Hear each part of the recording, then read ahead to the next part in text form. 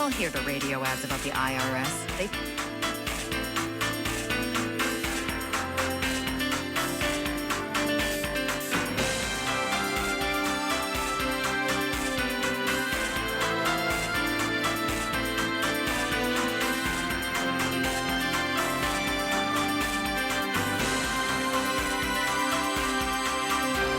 On today's FYI program, real pleasure to have in studio with us the Superintendent of Schools out at Central DeWitt.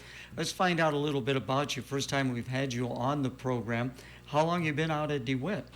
Well, first, thanks, Gary, for having me. I'm really excited to visit with you today and your listeners as well. So this is my second year at Central DeWitt as the superintendent, and we have gotten off to a really great start. You are a native of Ames, Iowa, and education, was that something you always wanted to do? That's a great question. My parents actually met as PE teachers at Fort Dodge High School long, long ago, and so I grew up with education as a really important in our lives, but that was not the path that I saw myself really taking. So if I put myself in our high school student shoes, that wasn't where I necessarily saw myself 5 years down the road or 20 years down the road. But just as you work through college and think about what you want for your life, I loved being in school, loved everything about being a part of that school community. And so as I settled into really what my future looked like, getting to go to school every day sounded great. So I made my way back into education. As so often the case, superintendents, they did start out in the classroom, but somehow made their way to that position of superintendent. Why did you go in that direction? From classroom to administration? Yes. Yeah. Well, I started as a science teacher in Ottumwa schools, and just loved the interactions that I could have with students. And I saw probably 125 to 140 kids every day and felt very connected to them, but just always wondered if there was an opportunity to have even greater impact. And I hear that from a lot of teachers who venture into administration. And so moving from a teacher role to a teacher leader position, then I had more interaction with people across the building in different disciplines. Obviously got to know more students, more families that way. And then those progressions just continued to happen. I moved into my first central office position as a curriculum director, which is really my first passion is around teaching and learning, and how do we support teachers to be the best teachers they can be, because the better we are as teachers, the more our kids learn. And then just, the way that life and timing works out, had the opportunity to be in an interim superintendent position in Fairfield schools. And then when this position opened here in Central DeWitt, it was a great opportunity for my husband and I and our family to explore a different part of the state, move closer to our extended family, and just explore what Clinton County has to offer. And we are very happy at the decision that we made and have loved the last year and a half. So it is Dr. Stephanie Mishler. So that tells me that you put in a lot of work to get that doctorate. I did. It was one of those things that I always knew that it was something that I wanted to do.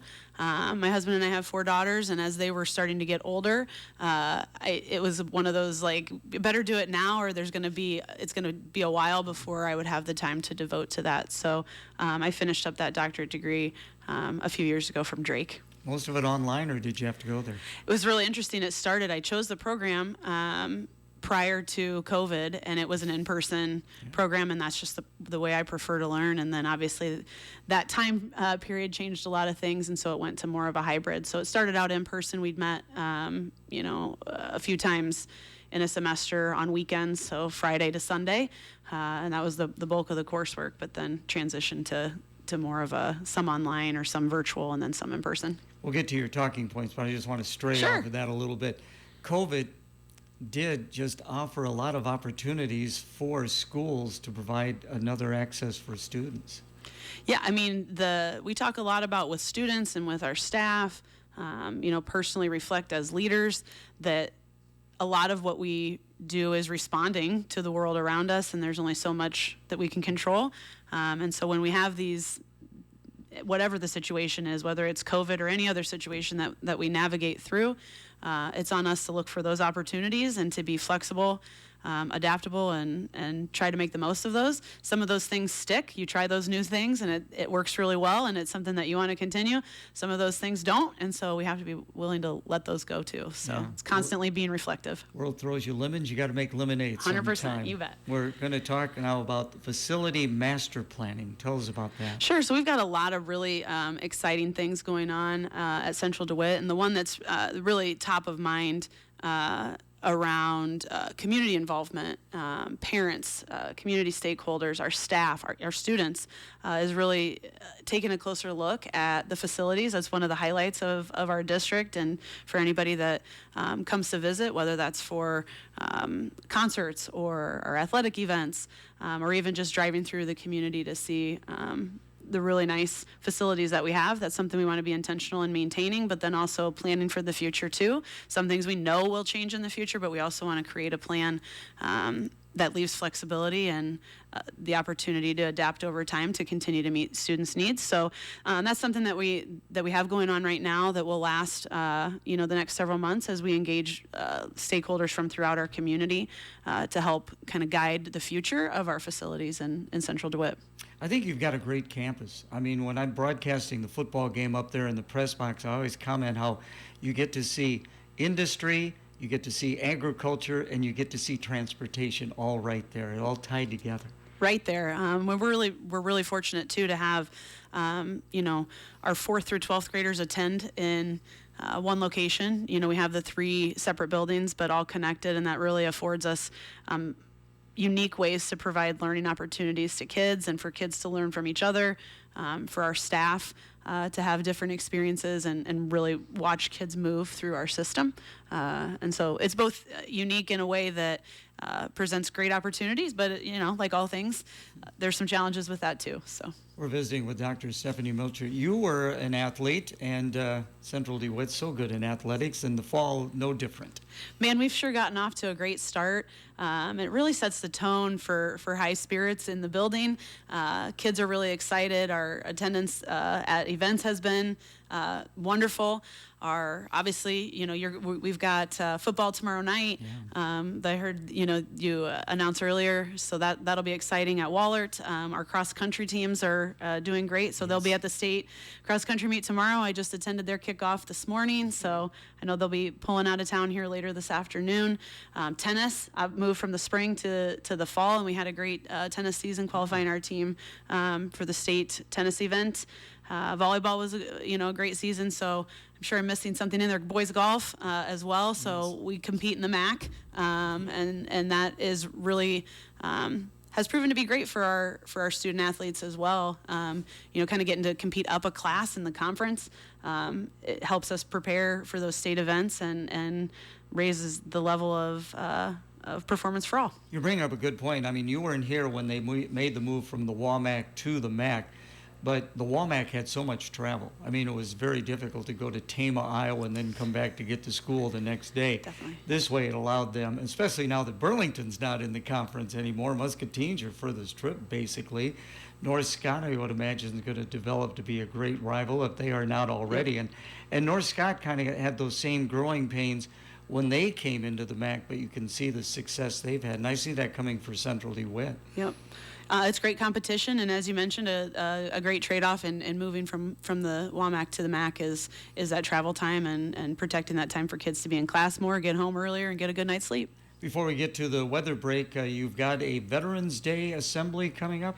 Yep, there's several things that I'd want to highlight as invitations to listeners and to the broader community. So we host a wonderful Veterans Day assembly on November 11th at 9 a.m. That includes all students from throughout the district, and we'd love for any veterans that would want to attend that to come at 9 o'clock to Central DeWitt High School. And that'll be on Veterans Day then? Correct, yep. Okay.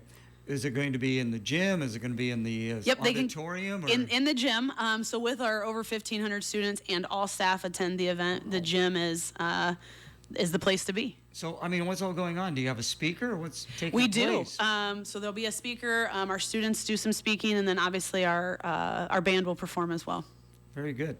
We'll have more, but let's take a break for the weather. It is being brought to you by BillionAuto.com. Happy Thursday. We are going to continue to see a very seasonable afternoon for us, as highs are going to be in the mid-50s with partly cloudy conditions. We aren't going to be as breezy for today, but we'll continue to see another cool night ahead with temperatures in the mid-30s. Halloween's still expected to be a fairly dry day. I'm Storm Track 8 meteorologist Morgan Strackbine. Right now we do have sunshine, 41 degrees. Our update brought to you by BillionAuto.com. If you're looking for the best place to start your car buying journey, take the easy road to a great deal at BillionAuto.com. You can shop 16 new car brands and over 4,500 new and pre-owned vehicles all at your fingertips. Plus, estimate your trade value in minutes and apply for credit pre-approval in just a few easy steps, allowing multiple lenders to compete for your business. Take the easy road to your next vehicle at BillionAuto.com. Not all credit applications approved. Once again, on today's FYI program, we're talking to Dr. Stephanie Mishler. She is with Central DeWitt, their superintendent out there. One of your talking points was a portrait of a saber. How did this all come about? Yeah, so our portrait of a saber is really the North Star or the vision for the district. It's the culmination of a lot of work that happened before I got here, but years worth of work, again, involving a lot of community stakeholders. So our parents, community members, staff, and students as well. And what it does is outlines the skills that collective group of stakeholders identified as being essential to students, for students to have in order to be successful in their life after they leave us at Central DeWitt. And so what we call those are the portrait of a saber competencies, but really the way to explain that is a set of enduring skills. And so those, what the group landed on and what then guides us as our vision or as that North Star are critical thinking, communication, global awareness, and initiative. And so this group of stakeholders and now our entire system is really focused on developing those skills in our students so that when you walk across the stage at graduation and you receive that diploma, you as an individual student, but also your parents and our staff, the community as well, can be proud and confident that you have the skills that you need to navigate really an ever-changing world, because what we're preparing our students for today, as schools have always done, is for a future that's widely unknown. It's very uncertain, and so those are the skills that our community has said we value and that we should instill in our students so that they can navigate whatever comes their way as they work through all of the journeys that life will bring to them. The portrait of a saber, is that more geared to the high school student or not necessarily? Yeah, so it really comes out of the idea of a portrait of a graduate work. But that's why we have intentionally named it the Portrait of a Saber, because it applies to our preschoolers through all the way through 12th grade. So in order to be a critical thinker, to make good decisions, that doesn't start in high school. We're having opportunities to build that skill in our youngest learners too. And really, as you move through our system, that's how we build those skills and with intentionality. As superintendent, you, of course, encompass all of the grades, all of the buildings. Do you try and get into the hallways sometimes, Stephanie? Absolutely. So a couple things that have changed in line with that. Our district office, so our central office administration, has moved into our main campus, our 412 building this year, in an effort to be more connected and better support. One of the goals that I'm working on that the school board has helped set for me is actually to shadow a student in every grade this year. This has been something I've done versions of in the past in various roles, and it is the most impactful and meaningful thing that I've done in all the different roles that I've had. And so I've been fortunate enough this year already to shadow in kindergarten.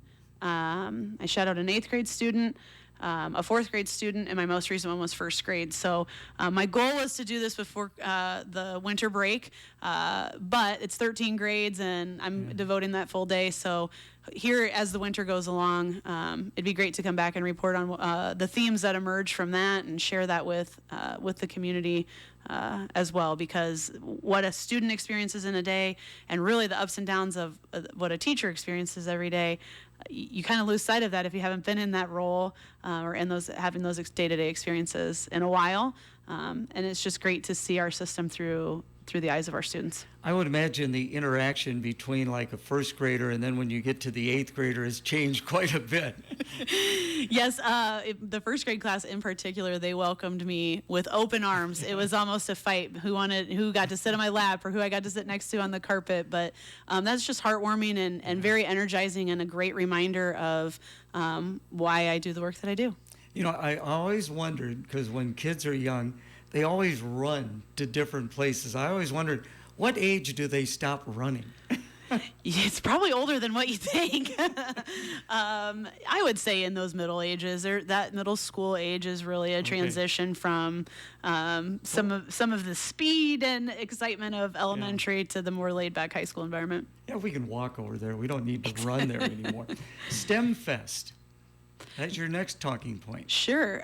So I really wanted, again, appreciate the opportunity to come and visit with you and your listeners, and I wanted to highlight some of the unique things that involve a lot of community and partnership. And so this was a Clinton County-wide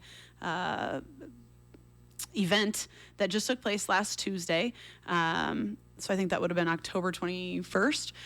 So we hosted at Central DeWitt High School, hosted students from all high schools, all middle schools and high schools in the county. So from Kalamazoo-Wheatland, from Northeast, from Clinton, from Comanche, and then obviously our students as well.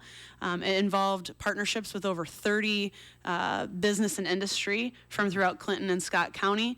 And so to kind of describe it, for those of us who experienced, a science fair kind of environment where you have different booths set up and kids were able to, based off their own interests, questions that they might have, go around and see demonstrations, participate firsthand. There was a panel that was kind of advising students on just skills and considerations that they might want to make as they prepare for life after high school.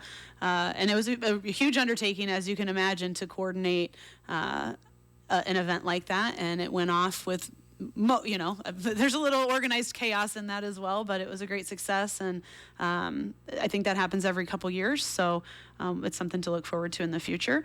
The other thing I would tag on to that is really just the opportunity for any businesses or industry that are out there that are looking for that school to work partnership. We're always looking for those partners, so please reach out directly to me or to our curriculum director, Bill Pecci. We're always trying to grow those connections and partnerships too.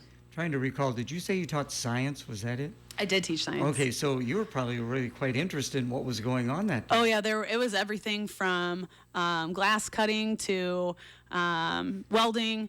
I'm trying to think of the individual booths. I didn't get the opportunity to see all of the booths. I listened to the panel as well, but definitely right up my alley. Very hands-on and engaging for kids. Again, visiting with Dr. Stephanie Mishler of Central DeWitt, the superintendent out there. So are you musical at all, Stephanie? I have many talents, but I don't know if I would say I'm musical at all. I enjoy, we had a wonderful parade of bands just on Monday night, which is a wonderful aspect of our fine arts program. So in our gym, we hosted our fifth grade band that's just beginning, so they would have only started, just a couple weeks ago or a couple months ago. Our sixth grade band, our seventh grade band, eighth grade band, and then our high school performed their marching band, Caliente is their program this year. So again, pack the gym, tons of students involved, and a really awesome display of music. And you do have a fall musical? Yep, so the fall musical is just a huge event. We've actually extended to a matinee on Sunday as well. So the musical this year is Newsies. And so there's lots of singing, lots of dancing. I think our auditorium holds around 800, and last year was standing, when I attended the musical last year, was standing room only. So that Friday night, Saturday night, and then a Sunday matinee is offered this year. That's in mid-November. I think the dates are November 14th through the 16th. That auditorium was a great addition, and what you've done out there, like I said, I just love your campus out there. Everything is so central. Central DeWitt. There you go. We live our name, right? Exactly. It is one of the highlights of our district, one that we're proud of, want to continue to take care of, and that does provide us some unique opportunities to serve the community as well. You are in your second year as the superintendent. You were telling me you have young children, so I would imagine you're looking forward to staying in this role and in this community. We've really, I can't speak highly enough of the welcoming and accommodating last year and a half that we've had. Moving's hard, we do have a 6th grader, a 4th grader, a 1st grader, and then one that'll be in preschool. And so those different ages kind of make those adjustments differently, but we are very happily settled in, love the community. My kids have made great friends. We've made great connections, and Central DeWitt is just a really, really great place to be. Finally, and thank you so much for your time. Going forward, do you kind of set any kind of goals or things that you would like to see be accomplished at Central DeWitt? Yeah, so last year was a challenging first year. We navigated some tight budget constraints, and there was a lot of coverage of that, and that was a collective effort on the parts of many. We're looking forward to having that behind us. Obviously, the financial health of the district is foundational. We have to always be monitoring that and managing that, but having that more solidly under us, the focus can really shift to where it should be, and that's on student learning. And so the goals that we have are really around driving learning outcomes for students. How do we measure what kids are learning? How do we take kids that already know what we want them to know and push them even farther, and how do we catch those up that are maybe struggling a little bit? So it seems really simple, like we're in the business of teaching and learning, and that's what we're going to focus on, but it's very complex, and that involves a lot of voices and professional expertise too. It struck me as you were talking there that, as the superintendent, certainly you deal with the students and the teachers, but you deal with the community as well. And of course, school board elections are coming up, so there's the school board that you deal with as well. Yep, very fortunate to have a great group of board members currently.